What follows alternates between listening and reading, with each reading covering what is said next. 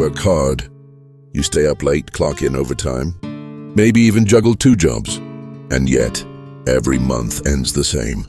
Money comes in, and somehow it disappears just as fast. You think, maybe I just need to earn more. So you do. But strangely, even with the raise, the promotion, the bonus, you're still not free. You're still stuck. This isn't just bad luck. This is a trap. A money trap so subtle most people don't even see it. It doesn't look dangerous. In fact, it often looks like success. But behind the shopping carts, the credit cards, the online orders and endless bills is a system designed to keep you earning just enough to stay stuck. And the worst part, no one talks about it. In this video, we'll uncover the hidden traps that keep people broke, even when they're doing everything right. If you've ever wondered, why am I always behind financially? This might be the answer you never knew you needed. Remember the first time you got your own paycheck? It wasn't much. Maybe just enough for rent, a few groceries and the occasional treat. And yet, somehow you made it work. You were careful calculating. You thought twice before spending. Every decision had weight, because money was tight, so you respected it. Then one day things started getting better. You got a raise, maybe a better job, more income, more room to breathe. And that's when it started. No announcement, no warning. Just small upgrades that didn't feel like much. A better phone, a subscription here, a few dinners out.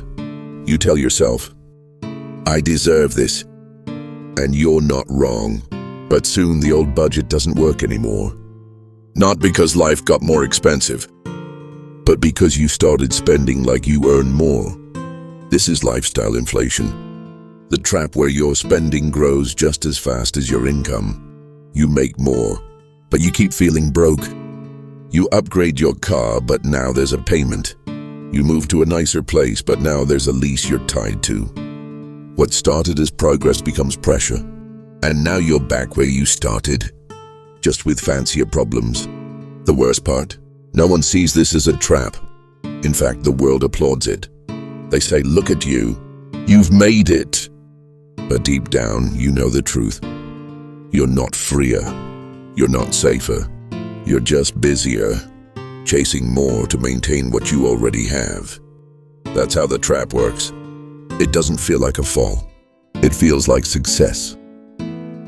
Fake rich, looking wealthy versus being wealthy. In today's world, wealth has a costume. It wears designer shoes, holds the latest phone, and posts vacation pictures from Bali or Santorini. And most of us are chasing that image. We want to look successful. Because in the age of social media, appearance is currency. But here's the uncomfortable truth. Many people who look rich are broke. Not because they don't make money, but because they spend every bit of it trying to prove that they do. Behind every flashy outfit might be a credit card debt. Behind every luxury car could be a 5-year loan. And yet we scroll, compare, envy. We think, why can't I live like that? The real question is, do you want to be wealthy? Or just look like it? Because there's a difference. A big one. Real wealth is invisible. It's in the money saved, not spent. It's in the freedom to walk away from a toxic job. The confidence to say no to debt. The power to sleep peacefully at night. But no one claps for that. No one says, wow, look at her, she didn't buy a new phone this year. That's why so many fall for the trap. Validation over value. Showing off over showing up. We're trained to chase lifestyle, not liquidity. But here's what they don't teach you. Real wealth doesn't scream. It whispers. And often the richest person in the room is the quiet one in the back, wearing the same shoes he bought 5 years ago. The subscription drain, death by 1,000 charges. It doesn't feel like spending. That's what makes it dangerous. A few dollars here, a few there. Auto deducted from your card. So smooth you barely notice. Spotify, Netflix, Disney+, YouTube Premium, cloud storage, productivity tools, meditation apps. You don't even remember signing up for some of them. It's just $5. It's just $99. But $5 repeated 10 times is 50. Multiply that across months, maybe years. And suddenly, you're bleeding hundreds of dollars on things you don't even use. This is the silent leak in modern finances. Not a flood, just a steady drip. And the worst part, it's invisible. No big cash withdrawal, no painful spending decision, just automatic. That's the genius of the subscription economy. You forget it exists until one day you wonder, where did my money go? And the answer isn't a shopping spree or emergency. It's death by 1,000 cuts. You're not broke because you bought something expensive. You're broke because of everything cheap that you let pile up. It's time to audit your life, not just your income, but your automated habits. Because if you don't tell your money where to go, it'll quietly disappear into a dozen tiny drains you forgot you left open. The overconfidence trap, when faith replaces strategy. It's okay, the blessings will come eventually. It's a comforting thought, a belief many of us carry, that things will work out somehow, and often they do. But here's where the trap begins. When confidence becomes carelessness. When we start mistaking hope for a plan. You believe you'll earn more next month, so you spend ahead of it. You trust that nothing bad will happen, so you skip building an emergency fund. You assume your job is secure, until the company announces layoffs. Overconfidence whispers, you're doing fine, but your savings say otherwise. The truth is, many people don't realize they're financially fragile because they've never been tested. They haven't faced a hospital bill, a layoff, a broken car that won't wait until payday. And when that day comes, it doesn't just test your wallet, it tests your whole life. It's not wrong to be optimistic, but optimism without preparation is a gamble. And no matter how much faith you have, faith doesn't pay the bills. So ask yourself, are you building a safety net, or are you just hoping you'll never fall? Financial detox, cleansing your money habits. When you realize you're trapped, the next step is to pause. Not panic, not hustle harder. Just pause and look around. Because every trap leaves clues, and every unhealthy financial habit can be undone. But you can't fix what you refuse to face. That's why we start with a financial detox. Like any detox, it's not glamorous. It's uncomfortable, but it's necessary. Start by asking, where is my money actually going? Track every expense, even the small ones, especially the small ones. Print your bank statements. Highlight anything that doesn't bring value or peace.